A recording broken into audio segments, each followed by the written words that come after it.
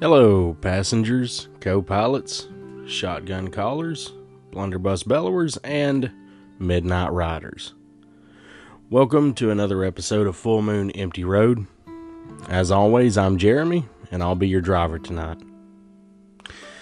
Hope everyone had a great few weeks here. Sorry it's taken so long for me to get back to y'all. It's been a busy few weeks here, ripe with everybody getting sick. It seems like this whole household has just passed around stomach bugs and colds and stuff. Accompany that with sometimes feeling overworked. It seems like I didn't have any time to do any recording. But I'm back now. I got a couple of short stories that I released this past week, and now we're back on our regular history and hauntings episodes. So today is it's going to be our first episode outside of America. We're heading into Mexico to the Templo Mayor Ruins. So get in, buckle up, grab the rock salt, and let's ride. We have work to do. The Templo Mayor was the main temple of the Mexican people in their capital city of Tenochtitlan, which is now Mexico City. Sorry, with this being outside of America, I'm probably going to butcher a lot of things, and I do apologize. Just bear with me. I am doing the best I can here. Tenochtitlan got its architectural style from the late post-classic period of Mesoamerica. The temple was called Huayatecalli in the Nahuatl language. It was dedicated simultaneously to Huitzilopochtli, the god of war, and Tlaloc, the god of rain and agriculture, each of which had a shrine at the top of the pyramid with separated staircases. The central spire was devoted to Quetzalcoatl in his form as the wind god Ectl. The Great Temple, devoted to Huitzilopochtli and Tlaloc, measured approximately 100 by 800 meters. It was measured approximately 100 by 880 meters at its base, dominated by the sacred precinct. Construction of the first temple began sometime after 1325, and it was rebuilt 6 different times. The temple was destroyed by the Spanish in 1521, and the Mexico City Cathedral was built in its place. The main plaza of Mexico City today was developed to the southwest of Templo Mayor, which is located in the block between Seminario and Justo Sierra Streets. The site is part of the historic center of Mexico City, which was added to the UNESCO World Heritage List in 1987. It received 801,942 visitors in 2017. After the destruction of Tenochtitlan, the Templo Mayor, like most of the rest of the city, was disassembled to be used as construction materials to create the Spanish colonial city. The temple's exact location was forgotten. By the 20th century, scholars had a good idea where to look for it based on archaeological work completed at the end of the 19th and the first half of the 20th centuries. Leopoldo Batres did some excavation work at the end of the 19th century under the Mexico City Metropolitan Cathedral because, at the time, researchers thought the cathedral had been built over the ruins of the temple.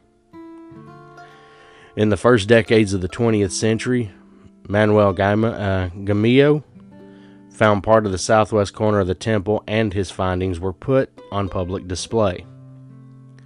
However, the discovery did not generate great public interest in excavating further, as the zone was an upper-class residential area. In 1933, Emilio Cuevas found part of a staircase and a beam.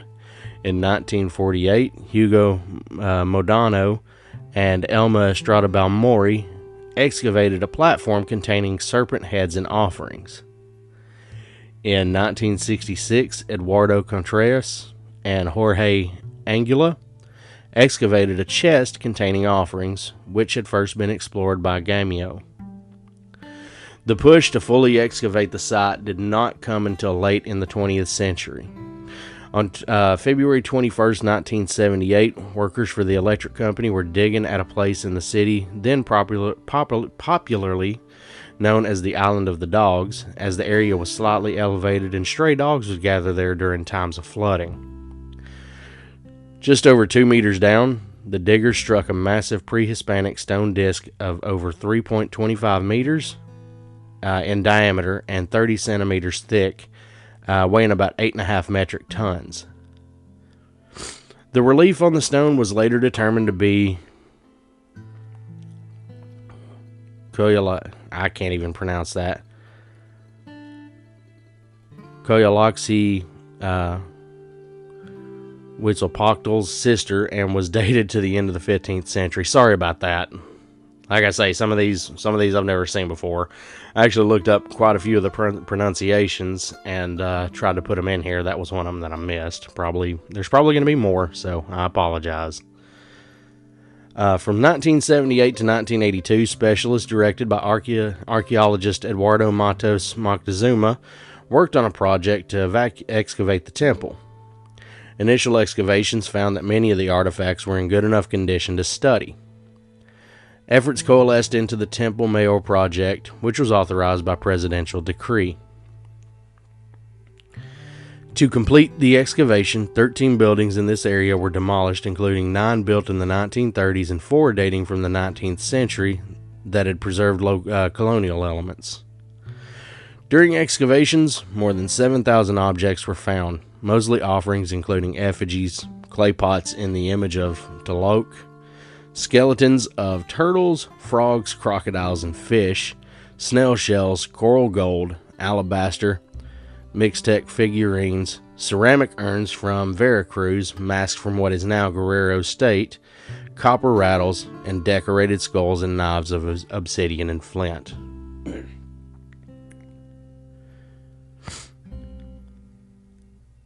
These artifacts are now housed in the Templo Mayor Museum. The museum is the result of the work done since the early 1980s to rescue, preserve, and investigate Templo Mayor, its sacred precinct, and all objects associated with it, while making these findings available to the public. The excavated site consists of 2 parts. The temple itself exposed and labeled to show its various stages of development, along with some other associated buildings, and 2, the museum built to house the smaller and more fragile objects. The process of expanding an Aztec temple was typically completed by new structures being built over earlier ones, using the bulk of the former as a base for the latter. All 7 stages of the Templo Mayor, except the first, have been excavated and assigned the reigns of the emperors who were responsible for them. The first temple is only known through historical records because the high water table of the old lake bed prevents excavation. I keep saying evacuation. According to these records, the first pyramid was built with earth and perishable wood, which may not have survived the present fire, or survived to the present time. The second temple was built during the reigns of Akamapatali, Huitzilopochtli, and Chimpalapoca between 1375 and 1427. I do apologize again. Like I say, I'm not very good with pronouncing these names. The upper part of this temple has been excavated, exposing 2 stone shrines covered in stucco on the north side. A shockmole was uncovered as well. On the south side, there's a sacrificial stone called a tecatl and a sculpted face. The third temple was built between 1427 and 1440 during the reign of Itzcoatl. A staircase with 8 stone standard bearers is from this stage, bearing the glyph with the year 4 reed. These standard bearers act as divine warriors, guarding the access to the upper shrines. The fourth temple was constructed between 1440 and 1481 during the reigns of Moctezuma I and Axayacatl. This stage is considered to have the richest of the architectural decorations as well as sculptures. Most findings from the excavations date from this period. The great platform was decorated with serpents and braziers, some of which are in the form of monkeys and some in the form of Tlaloc. During this time, the stairway to the shrine of Tlaloc was defined by a pair of undulating serpents in the middle of the shrine, and in the middle of the shrine was a small altar featuring a pair of sculpted frogs. The circular monolith also dates from this time. And that circular monolith, I'm going to try and pronounce it real quick, but I probably won't get it right, and I apologize. Koyalaxqui, I guess. I don't know. Sorry. That was one of them. That was another one I missed. I looked through this whole thing trying to find things that I wasn't sure on how to pronounce, and went and looked up pronunciation of it, and I think I just missed that one because I was skimming through it. The fifth temple, which was built between 1481 and 1486, is dated to the short reign of Tlaloc. During these 5 years, the platform was recovered in stucco, and the ceremonial plaza was paved. The sixth temple was built during the reign of Ahuzotl. He finished some of the updates made by Tlaloc and added his own, as shown on the carvings of the commemoration stone of the Hui Takali, depicting the two Ladaque celebrating the opening of the temple during the last day of the month. Panzaquetzalidi, dedicated to Huitzilopochtli, day 7 of the year 8. That's hard to say. Sorry if that doesn't make sense, but that's a lot of words I don't really know how to pronounce, and I know this is probably going to be a terrible episode, and I apologize. But this is one of the things that kind of made me afraid to go outside of the United States, is because there's a lot of things I don't, I'm definitely no linguist. But so moving on, the sacred precinct was walled off, and the wall was decorated with serpent heads. He built 3 shrines and the House of the Eagle Warriors. Very little remains of the 7th temple because of the destruction the Spaniards wrought after Herman Cortez and his men arrived at and eventually sacked Tenochtitlan in 1519. Only a platform to the north and a section of paving in the courtyard on the south side can still be seen. Most of what is known about this temple is based on the historical record. It was at the time the largest and most important active ceremonial center. Fray Bernardino de Sahagún reported that the sacred precinct had 78 buildings, with Templo Mayor towering above them all. The pyramid was composed of 4 sloped terraces with a passage between each level, topped by a great platform. It had 2 stairways to access the 2 shrines on the top platform. Facing the structure, the left shrine was dedicated to the water god Tlaloc, while the right shrine was dedicated to the god of sun and war, Huitzilopochtli. The 2 temples were approximately 60 meters in height, including the pyramid, and each had a large brazier where sacred fires continuously burned. The entrance to each temple had statues of robust and seated men, which supported the standard bearers and banners of handmade bark paper. Each stairway was defined by balustrades flanking the stairs, terminating in menacing serpent heads at the base. These stairways were used only by the priests and sacrificial people. The entire building was originally covered with stucco and polychrome paint. The deities were housed inside the temple, shielded from the outside by curtains. The figure of Huitzilopochtli was modeled from amaranth seeds held together with honey and human blood. Inside of him were bags containing jade, bones, and amulets to give life to the gods. This figure was constructed annually, and it was richly dressed and fitted with a mask of gold for his festival held during the Aztec month of Panquetzalcoatl. Sorry, I can't pronounce that one either. I apologize. At the end of the festival, the image was broken apart and shared among the populace to be eaten.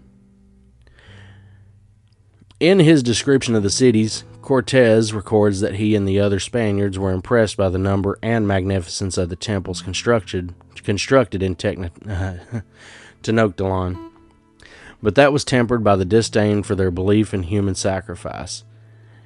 On November 14th of 1519, Cortez seized the Emperor Moctezuma II and ordered the destruction of all Aztec religious relics. Cortez ordered a Catholic cross placed on the Templo Mayor. While Cortez left for Veracruz to confront Spaniards looking to arrest him, Pedro de Alvarado learned of a plan to attack the Spaniards and staged a preemptive attack on the Aztecs in the sacred precinct while they celebrated a religious festival. Unarmed and trapped within the walls of the sacred precinct, an estimated 8,000 to 10,000 Aztec nobles were killed. When word of the massacre spread throughout the city, the people turned on the Spaniards, killing 7, wounding many, and driving the rest back to their quarters. The Spaniards were trapped between 2 Aztec forces, and 68 were captured alive. 10 of these Spanish captives were immediately sacrificed at the temple, and their severed heads were thrown back to the Spaniards. The others were sacrificed at the Great Temple that night, which could be seen from the Spaniard camps. The sacrificed Spaniards were flayed, and their faces, with beards attached, were tanned and sent to the allied towns, both to solicit assistance and to warn against betraying the Triple Alliance. After the fall of Tenochtitlan in 1521, the lands controlled by the Aztecs became part of the Spanish Empire. All the temples, including Templo Mayor, were sacked, taking all objects of gold and other precious materials. Cortez, who had ordered the destruction of the existing capital, had a Mediterranean-style city built on the site. Essential elements of the old imperial center, including Templo Mayor, were buried under similar key features of the new city in what is now the historical downtown of Mexico City. Templo Mayor and the sacred precinct were demolished, and a Spanish church, later the main cathedral, was built on the western half of the precinct. The various levels of the temple also represent the cosmology of the Aztec world. First of all, it's aligned with the cardinal directions with gates that connect the road to roads leading in these directions. This indicates the place where the plane of the world that humans live in intersects the 13 levels of the heavens called Topon and the 9 levels of the underworld called Mictlan. Archaeologists, tried to say archaeological and archaeologist at the same time. Archaeologist Eduardo Matos Moctezuma, in his essay Symbolism of the Templo Mayor, persists that the orientation of the temple is indicative of the total vision that Mexico had of the universe. He states that the principal center, or navel, where the horizontal and vertical planes intersect, that is, the point from which the heavenly or upper plane and the plane of the underworld begin and the 4 directions of the universe originate, is the Templo Mayor of Tenochtitlan. Matos Moctezuma supports his supposition by claiming that the temple acts as an embodiment of a living myth where all sacred power is concentrated and where all the levels intersect. Said myth is the birth and struggle between Huitzilopochtli and Coyolxauhqui. Today, Mexico City is built on top of Templo Mayor. There now stands a museum dedicated to the temple. The Museum of Templo Mayor was built in 1987 to house the Templo Mayor project and its finds, a project which continues to work to this day. In 1991, the Urban Archaeology Program was incorporated as part of Templo Mayor project, whose mission is to excavate the oldest area of the city around the main plaza. The museum building was built by architect Pedro Ramirez Vasquez, who envisioned a discrete structure that would blend in with the colonial surroundings. The museum has 4 floors, 3 of which are for permanent exhibitions, and the 4th houses offices for the director, museum administration, and research staff. Other departments are located in the basement, where there is also an auditorium. The museum has 8 main exhibition halls, each dedicated to a different theme. Room 1 is dedicated to the goddess Coatlicue and Koyal, Koyalzahaki, mother and sister to Huitzilopochtli, respectively. Here are displayed the first finds associated with the temple, from the first tentative finds in the 19th century to the discovery of the huge stone disk of Koyalloxtli, which initiated the Templo Mayor project. Room 2 is dedicated to the concepts of ritual and sacrifice in Tenochtitlan. This room contains urns where dignitaries were interred, funerary offerings, as well as objects associated with self and human sacrifice, such being musical instruments, knives, and skulls. Room 3 demonstrates the economics of the Aztec Empire in the form of tribute and trade, with examples of finished products and raw materials from many parts of Mesoamerica. Room 3 demonstrates the economics of the Aztec Empire in the form of tribute and trade, with the examples of finished products and raw materials from many parts of Mesoamerica. Room 4 is dedicated to the god Huitzilopochtli. His shrine at the temple was the most important and largest. This room contains various images of him as well as offerings. Also located here are the two large ceramic statues of the god Mictlantecuhtli, which were found in the house of the Eagle Warriors, who were dedicated to Huitzilopochtli. I apologize, that was another one I missed looking through this trying to find the pronunciations. Room 5 is dedicated to Tlaloc and other principal deity of the Room 5 is dedicated to Tlaloc, the other principal deity of the Aztecs and one of the oldest in Mesoamerica. This room contains various images of the god, usually worked in green or volcanic stone or in ceramic. The most prized work is a large pot with the god's face in high relief that still preserves much of the original blue paint. Room 6 is dedicated to the flora and fauna of Mesoamerica at this time, as most contain divine aspects for the Aztecs. Also, many of the offerings found at the Templo Mayor were made from various plants and animals. Related to Room 6, Room 7 contains exhibits of the agricultural technology of the time, especially in the growing of corn and the construction of chinampas, the so-called floating gardens. The last room is Room 8, which is dedicated to the archaeology and history of the site. So I just want to make mention, and again, I apologize for all the mispronunciations and stuff. Anybody who comes here who's a native speaker, I apologize. I'm trying my best. I'm just a hillbilly from Tennessee. So I want to make mention, when I started on this episode and kind of started reading on the history of the place, I expected there to be I really expected there to be a lot of hauntings, of haunted accounts to the place. I mean, in one ceremony, they had 4,000 people sacrificed, had their, I would have thought there would have been a lot more. So I'm kind of wondering, because I couldn't find a lot on the hauntings. Instead, you're just listening to me 20 minutes stumble through words that I can't speak, and I apologize for that. With over 4,000 people being brutally sacrificed to appease the Aztec gods, I kind of would have thought that there would be numerous stories. Now there may actually be 100 of each different account kind of thing, It seems like it only came down to a few different experiences seen and felt by many, is more or less what I'm getting at. Many people have reported hearing screams and cries coming from the ruins of the temple. That's possibly the sounds of those that were being dragged up the steps to have their bodies cut open, their still beating hearts ripped from their chest, and their lifeless bodies kicked back down the stairs. Others have notated feeling strange sensations while in the area.